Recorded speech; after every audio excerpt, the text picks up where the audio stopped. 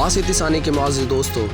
پاکستان کے ریاستی انتظام میں چلنے والے کاروباری اداروں یعنی SOEs کو جنوبی ایشیا میں بدترین قرار دیا گیا ہے،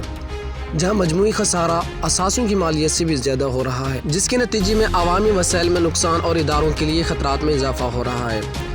عالمی بینک کے مطابق سالانہ بنیاد پر سرکاری کمپنی اپنا وجود برقرار رکھنے کے لیے ایک عوامی فنڈز سے مجموعی طور پر 458 ارب روپے سے زائد نکل لیتی ہے، اور مالی سال 2021 میں ضمانتیں GDP کا تقریباً 10% تھی، جبکہ 2016 میں 3.1% تھی۔ عالمی بینک نے پاکستانی حکومت پر زور دیا کہ وہ اس رجحان کی تبدیلی کے لیے مضبوط اصلاحات متعارف کروائیں۔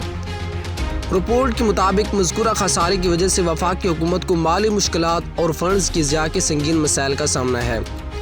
اور یہ ادارے 2016 سے سالانہ بنیاد پر اوسطاً GDP کی 0.5% کے ساتھ مسلسل مالی نقصان کا باعث بنے ہوئے ہیں۔ مالی اخراجات کے 2023 کے جائزے میں کہا گیا ہے کہ پاکستان کی وفاقی کمپنیاں جنوبی ایشیا کے خطے میں کم ترین منافع کمانے والے اداروں میں شامل ہیں، اور مسلسل نقصان کی وجہ سے SOEs کا خسارہ مالی سال 2020 میں GDP کا تقریباً 3.1% ہو گیا تھا۔ رپورٹ کے مطابق کہ نقصانات کا ازالہ کرنے کے لیے وفاقی حکومت سبسڈیز، قرض اور دیگر مد میں براہ راست مالی تعاون فراہم کرتی ہے،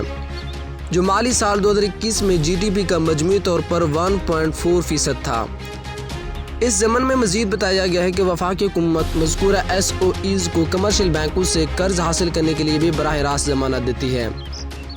اور SOEs کو دی جانے والی ان ضمانتوں کو قرضوں کے انبار اور SOEs کے لیے حکومتی قرضوں کے طور پر تعبیر کیا جاتا ہے، جس میں سے تیزی سے اضافہ ہو رہا ہے، اور مالی سال 2021 میں GDP کا 9.7% ہو گیا تھا۔ رپورٹ کے مطابق مجموعی طور پر مقامی اور بیرونی قرضوں اور ضمانتوں کا بوجھ مالی سال 2016 سے 2021 تک سالانہ 4.09% کی اوسط کے ساتھ تیزی سے اضافہ ہو رہا ہے، لیکن عارضی مسائل کا تفصیلی جائزہ لینے کی ضرورت ہے، جس میں ضمانتوں کی وجہ سے اضافہ ہوا ہے۔ دستاویزات سے ظاہر ہوتا ہے کہ ضمانتوں سے مالی سال 2021 میں مجموعی بوجھ 44.4% ہوا،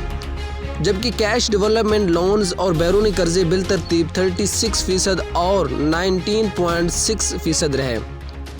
رپورٹ میں بتایا گیا کہ SOEs کے لیے حکومتی ضمانتوں میں مالی سال 2016 کے مقابلے میں 2 گنا سے زائد کا اضافہ ہوا ہے۔ ان میں سے 75% سے زیادہ توانائی کے شعبے کو گردشی قرضے پر مالی فراہمی کے لیے دی گئی ضمانتیں ہیں۔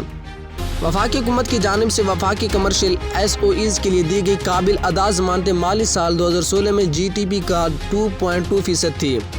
جو مالی سال 2022 میں بڑھ کر 4.5% ہو گئی ہے۔ SOEs کی انفرادی کارکردگی بڑے پیمانے پر شعبہ جاتی کارکردگی کے ذریعے کی گئی ہے، حالانکہ SOEs کے خسارے کی بنیادی وجوہات مختلف ہیں،